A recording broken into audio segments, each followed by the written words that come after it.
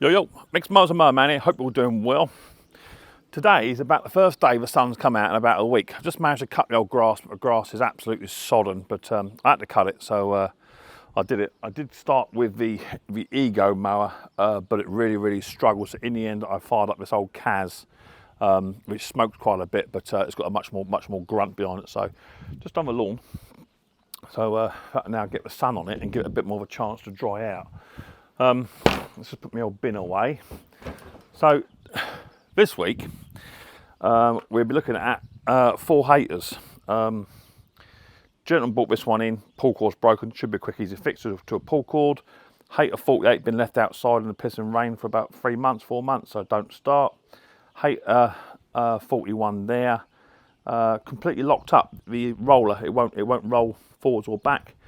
And then a little tiny hawk at the back, 3.5. He said he hit something and now it won't start, but I don't think it's a time. I think it's just literally looked at my tank, it's full of water, so got lots to do. So first one today on the bench is going to be a little tiny Hater Harrier 41.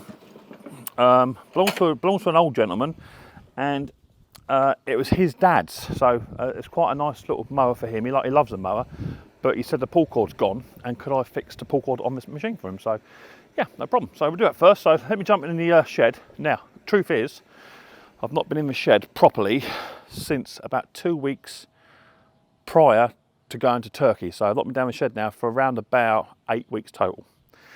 Need 2 months not been down here, so it's a bit overgrown. I just fired everything up, make sure it still works. Everything is here, no problems with weather. So we're getting this shed and we're going to fire up this little tile, try and get this pull cord done on this little Hater Harrier 41. That should be, that's all of it. This also had a brand new spark plug as well by the looks of it, so it's not in bad condition. We're just going to get this pull cord done and we'll go from there. So if you've got a little lawnmower and the pull cord has snapped on it or it needs replacing, then this video could be the one for you. So make sure you subscribe to the channel, whack the old bell, and follow the notifications. That way you'll be told that something up in that video. So without further ado, let's get down dirty. Hater Harrier 41 up on the bench, new pull cord.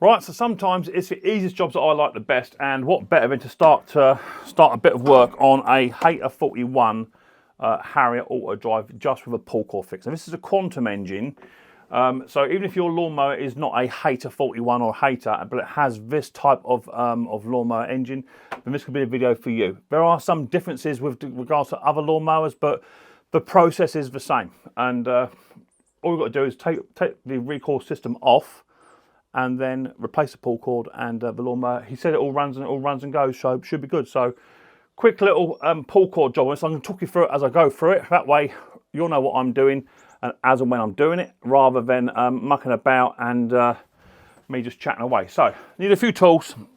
With the older style Briggs and Strattons, you're going to want a variety of tools and bits and pieces. In particular, you want to go for the older size. Sockets, so mainly 3/8 sockets is what's going to fit on here. If you haven't got them, a 10mm might do it, 10mm socket, but not always. So I'm going to grab a 3/8. Now I've got impacts and what have you. If you haven't got them, you don't need to go out and buy an impact just for this job. It just makes it a little bit easier. As I say, sockets, just normal socket and ratchet will suffice. So let me just tip my my lawnmower lift table down on a smidge, just hitting the roof of my shed. That's it. And then we can go from there. So this was serviced by a bloke called Len, apparently. He's in Essex. So we're going to undo the 2 bolts on the front of this mower, which is on the front of a recoil system. They're not the head bolts. That's going a bit fast, Mick. They're not the head bolts. They're just the 2 3/8 bolts on the top there. Okay, so just remove those. Don't remove the big head bolts. Put them to one side so you don't lose them. And then we want to get to the underside of this recoil assembly. Now, sometimes you can take these ones off and you can actually change the whole recoil assembly without taking it all apart. But 9 times out of 10, they're actually riveted on, and these are riveted up the top here. So what lots of people do, they make the mistake of actually drilling out the rivets, thinking that's how you do it, by taking these rivets out, and you don't do that, okay? I've seen so many people say before, them rivets an absolute pain, or what size rivets do you use to put them back on? You can drill them out, you can do that, but that's just for longer process, okay? And that's not the process that we're going to be following today. So we're going to be doing it properly with regards to taking the recoil off. Now, to loosen the fuel tank up, you'll find there's 3 1/4-inch bolts on here. Right, so grab there should be a 1/4 socket on there, I believe. This is a 5/16. I thought we were 1/4, so 5/16 would do. And just start to loosen them off. Now don't drop them, try and keep hold of them where you can. There's 3 to do. I think it's been on quite a while, this has. And you'll see by removing those, that will start to loosen the fuel tank up. Now, if you're lucky, you can just tip it back just like so, and that will be enough, okay? But there is a bolt over the far side of the tank down the bottom, just under the tank. There's a little tiny 3/8 bolt down there, which you might have to loosen off just so you can get to this tank, okay?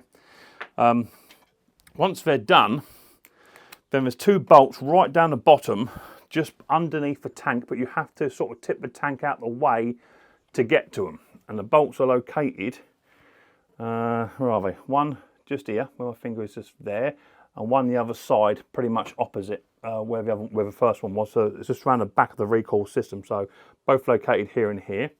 So you've got to remove those, and that will then give you most of the recoil system. So this goes down into here. Loosen it off, take it out. Now just bear in mind which one comes out of where to put it back in the right place. And there should be a 4th one. Down in there, lovely. Now, we're not quite there yet. There's just 1 or 2 other bits and pieces we have just got to remove just to make this easier, and I'll go for that next step now. Now the next step you might have to do, not always, is there's a little tiny nut just on here. Now that holds your throttle on. Now you don't always have to remove it, but sometimes the little tiny bolt will just get hooked up on the cowling. So let's just see if we can get it. It just depends what bolt is in there as to whether or not you can actually get it off or not. Let's just try. We'll tip this back, start to lift that up. Just got to try and lift up the oil filler cap at the same time, which you can remove as well, but it's just stuck in there because of the way in which it's just locked in there. Just lifts up pretty much. There it goes. Bit of a tug. Now you'll see that the cable's already starting to restrict, okay, but it is possible just to remove it. But as I say, that bolt, it is just slightly restricting. So you get a flathead driver or a socket just to put on there. And you don't have to remove it, and you'll better see where it goes back on later on. So just going to remove that one. Okay. Now it might all come apart in one go. Just remember where things go as you're taking them off. So off comes a throttle cable, but now you see that will now lift up slightly. See how better that is? So let's just manipulate that off and out, and off comes your recoil cover, just like so. And here is our little recoil system. That was failed. You can see the string is still slightly attached just in there on its own. So that's where it's actually snapped beforehand. So just remove that out the way. Get a pair of long nose pliers, Mick, from out the drawer.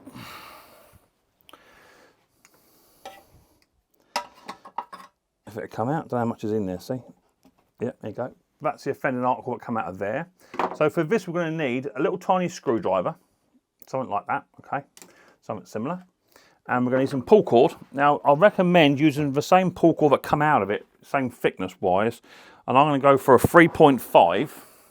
This is a Rockwood pull cord that I use. 3.5 would be fantastic. It's roughly the same diameter as the old one, give or take, not a lot of difference in it. And you're going to want around about 6 feet of that. So I'm 6 foot tall, I know exactly how tall I am. I'm going to go for about 7 feet, and I can always just cut a bit off later on. You also need a lighter if you smoke, or some source of ignition flame, because you want to be burning the ends of a pull cord to make them nice and neat later on. So I use MAP gas.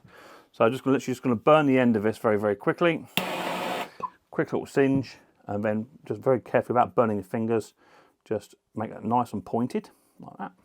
Put it to one side for a minute, and then here's your pull cord assembly. Now the pull cord will only go one way, okay?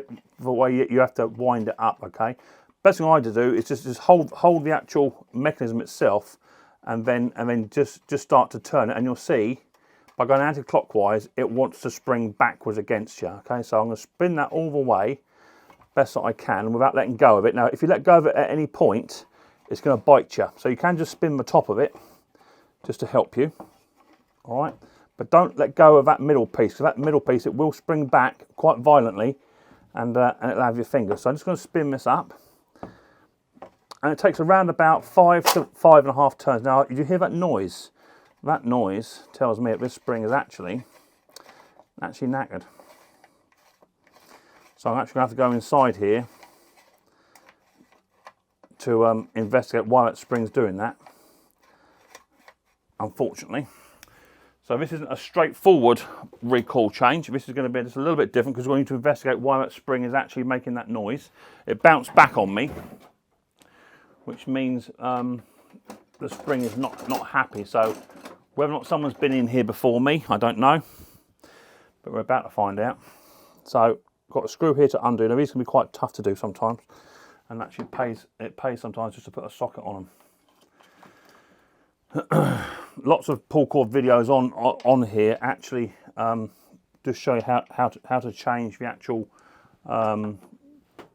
pull cord itself. Don't actually tell you how to get involved in the actual spring itself. Okay, so I've got my socket that fits now, and what I'm going to do is I'm just going to whiz this one off very, very carefully,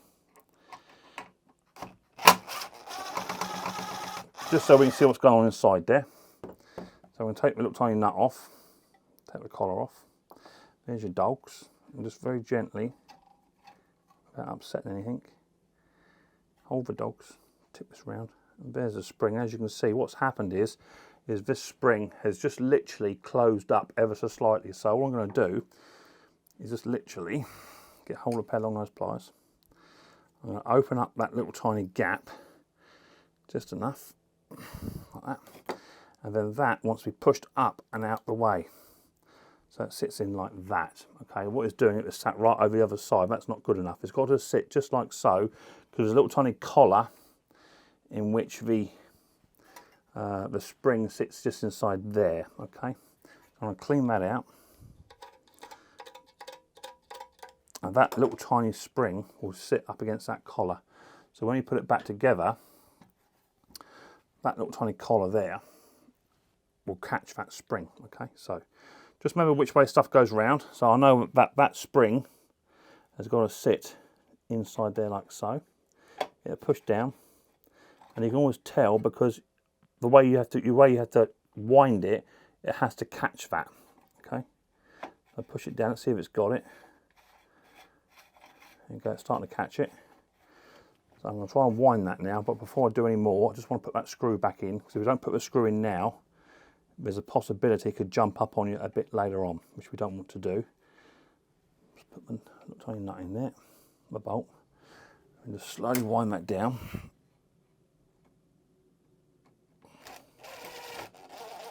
Not too tight, just so it's got it. Right, let's see what that does now. Let's try and wind that now, see if that will actually now take that spring.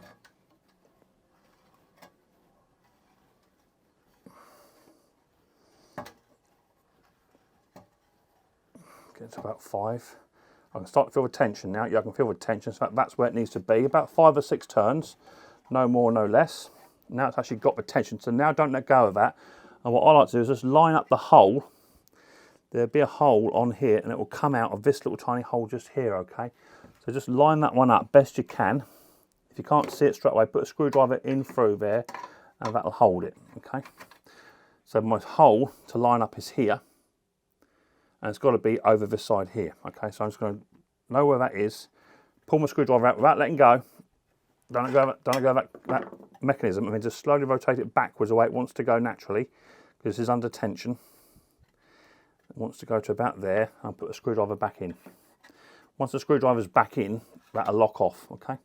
We can now get our pull cord, which we burnt up earlier on. We can fit it through the hole, just like so. And then we now know that this has got to marry up. So you can move your screwdriver whilst keeping hold of the mechanism. And then line the two up. Once you've got the pull cord in and through, okay, put your screwdriver back in. Don't ever let go of this recoil system whilst you're mucking about with this, because it will bite you. Trust me, ask me how I know. Screwdriver back in, that locks it off. And then pull your pull cord out and just tie a rather nice Micks Mowers special knot in there, just like so. Pull your pull cord back. And now you can remove your screwdriver whilst holding on to the pull cord, okay? Just remove your screwdriver out of the mechanism. Keep hold of your pull cord at all times, don't let go of your pull cord. And then just slowly let the recoil take your pull cord back into the device. And as I had about 7 feet, I've got 2 foot left over. It will take a little bit more as it stretches and as it finds its own way back in, but that's how much pull cord I have left over. So now we know that's good, right? Next thing to do will be to put this back onto the machine, but what we want to do, maybe just tie a little tiny knot in there. Only reason is, if it does suck it in anymore, you won't lose it later on, okay? That knot won't go past the hole. So let's get it fitted back onto the lawnmower.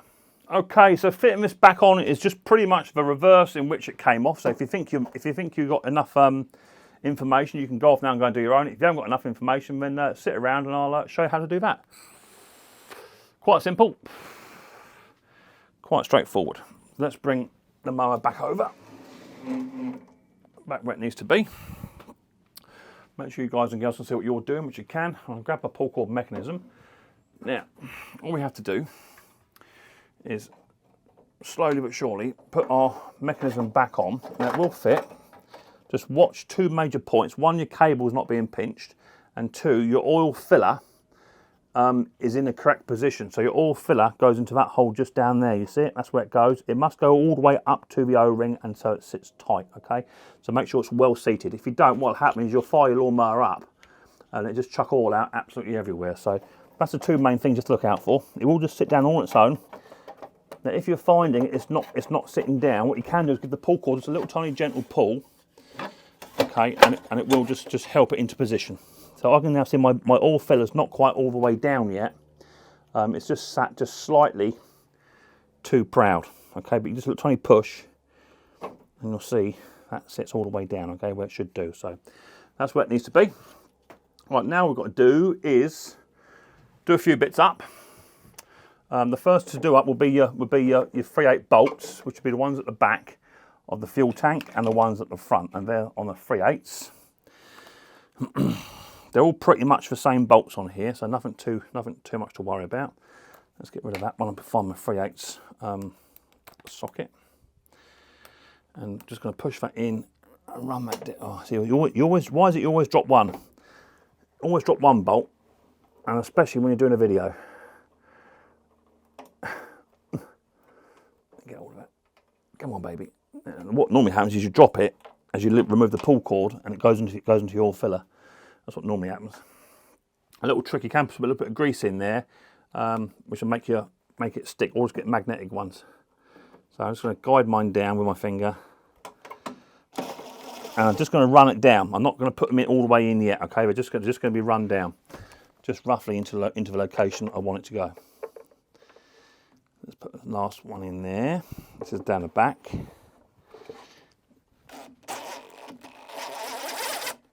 That's that one. Now, these aren't been done up yet, as I say. They're just been nicked up, just running. So I want to make sure everything's all lined up before we go any further. That one in there. Once you're happy that all your bolts are sort of fitting, you can then whiz them down. So I'm just going to whiz mine down now. One there, drop my socket. And then one all the way down in the depths, down there. I'll give my socket back. that's that one. And then the two on the front. On there. That'll be super duper tight, just as long as they're on there. Okay, once them ones are done, you can then move on to do your tank. Just make sure your pull cord works. Yep, that's working. Lovely. We've got the three little tiny quarter-inch bolts here, and they go onto the top of the recoil system. As I say, just start them off first, just so you find their home. Don't go wind them all the way, and don't drop these, because these are an absolute bugger to get once you've got all the recoil system on. Just make sure they're roughly in the right position. This job shouldn't take no more than about half an hour. If you're a novice, it takes me about 45 minutes. So make sure it's all down and nice and tight. You can then grab your hater cover. That'll only go on one way, which is round where it feeds the rope in. It's got the biggest gap. That just sits all into place. Give it a little bit of a squeeze. It's into place. That's that bit. All I've now got to do is hook up my my throttle cable back on. Now I have dropped the nut of which the throttle cable sits in. So sort of either find a spare or find the one I dropped. The one I dropped is at the moment eluding me, but I've got loads of spares of those. So put your throttle cable back on, and as you can see, it'll only go on one position because my little tiny collar here has not moved. So that will go on into position just like so. That's where it's going to go, just like that. Okay, so that's that. And then the last thing to do would be to remove the pull cord itself from the old cord. There's a pair along those pliers, put that in there, pull that out. A pair of snips. Cut that off, remove a cord, and again, just want to burn the end of this one up.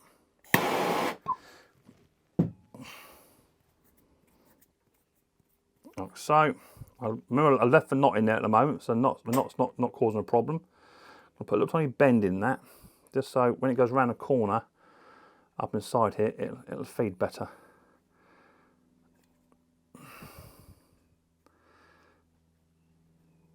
Maybe a twist. Don't want to go up in there. So it doesn't go up in, cut it off again. It might be, well, I burnt it. It's just a little bit too much melted cord on there. And it's just stopping it from going around the corner. That's better. A little bend in it. And the bend just helps it go around the corner, see? Take that through. I'm going to put a little tiny double knot in that because you don't want that coming off. We can always adjust this later on because this has to sit halfway up the lawnmower arms. Okay, so we'll always adjust it later on. That can go inside there for now. And then we can then undo the nut, undo the knot I tied. Now, if your pull cord actually sits on the engine itself, so it actually sits here and not on the actual lawnmower arms, all you would do is you would just pull this cord back through, have it to about there, and then you tie your knot there roughly, pull a bit through so it stays up there. But mine is a bit higher up than that, so that's good. Let me find the nut to that and I'll come back to you. Right, so I've now found a donor bolt to put in there. It wasn't the actual correct one for it, but it'll do the job. So a little tiny 8mm bolt goes in there. I can now put the arms back up to where they need to be, and I'll take this outside now and try and start it. Just got to put the pull cord through the handle work on the mower. As I say, this bloke said it belonged to his dad, and he was of an age. He was of an age. He wasn't quite as old as Hank, but he was of an age, and he said it was his dad's and he loves the mower, so hopefully that's all it is that's wrong with it. I can start it up and we'll go from there. So I'll meet you outside on the lawn in a minute, and we'll go for a fire up, make sure the pull cord does actually work. If it doesn't, we'll have to re-look at it again. Okay, so little Hater Harrier 41. This is electric start too, this one, but there's no battery on it. As I say, it was his dad's mower. He's of an age himself, this gentleman, and he wanted to know if I could fix it for him. I don't even know how he got in contact with me, to be fair, because He's not a fellow I know. So either word of mouth, someone said, oh, Micks Mowers is on YouTube in Bognor. He might be able to help you out. I've got no idea. He just rocked up and said, can I help him? So, right, there was no fuel in the lawnmower. I've just checked it, but however, it was on choke apparently, so maybe that's why there was no fuel in there. So I don't know if it runs or not. He said it did. It's definitely choking, so that's good. Pull the dead man in. Let's see what happens. Look at that.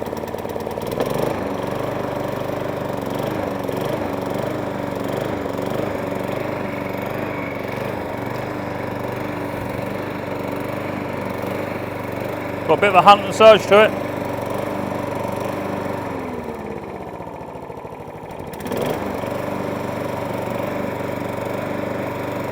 Well, that's not too shabby. It's only in for the pull cord. Machine stops and starts as it should do. I don't want to pull it too much because I've got a bit of a tennis elbow going on. Need to be a bit careful.